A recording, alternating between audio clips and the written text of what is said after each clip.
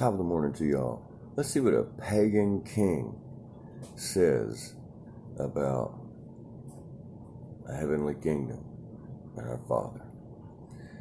I'm in chapter 4 of Daniel. We're talking about Nebuchadnezzar right after those three brothers come out of that fiery furnace. Old Nebuchadnezzar starts praising God. But check out what he says. Check this out. Verse 4.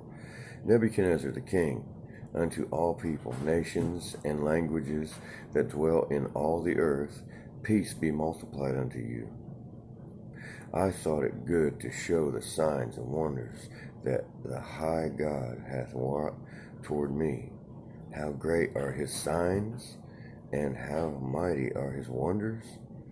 His kingdom is an everlasting kingdom, and his dominion is from generation to generation. I, Nebuchadnezzar, was at rest in mine house, and flourishing in my palace.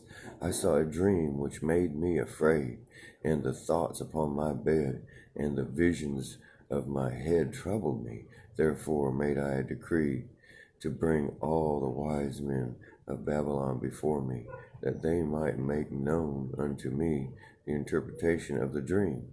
Then came in the magicians and the astrologers and the Chaldeans and the soothsayers, and I told the dream before them, but they did not make known unto me the interpretation thereof.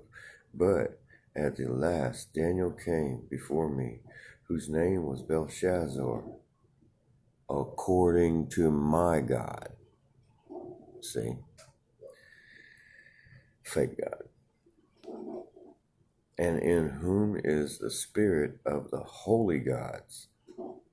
And before him I told the dream, saying, O Belshazzar, master of the magicians, because I knew that the spirit of the holy gods is in thee, and no secret troubleth thee, tell me the visions of my dream that I have seen, and the interpretation thereof. Thus were the visions of mine head in my bed. I saw, and behold, three in the midst of the earth, and the height thereof was great, and the tree grew and was strong, and the height thereof reached unto heaven, and the sight thereof to the end of the earth. The leaves thereof were fair, and the fruit thereof much, and in it was meat for all. The beasts of the field had shadow under it, and the fowls of the heaven dwelt in the branches and the boughs thereof, and all flesh was fed of it. I saw in the vision of my head upon my bed, and behold, a watcher, and an holy one came down from heaven. He cried aloud and said, Thus, hew down the tree, and cut off his branches, shake off his leaves, and scatter his fruit. But the beasts get away from under it, and the fowls off it from his branches. Nevertheless, leave the stump of his roots in the earth, even with a band of iron and brass in the tender grass of the field. And I let it be wet with the dew of heaven, and let his portion be with the beasts in the grass of the earth. Let his heart be changed from man's, and let beast's heart be given unto him, and let 7 times pass over him.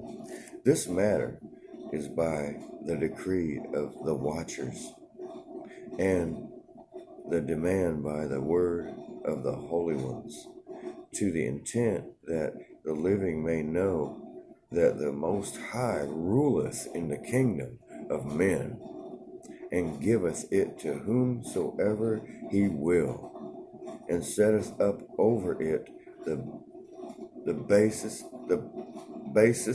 of man. This dream I, Nebuchadnezzar, have seen now. Thou, O Belshazzar, declare the interpretation thereof, for as much as all the wise men of my kingdom are not able to make known unto me the interpretation, but thou art able, for the spirit of the holy gods is in thee.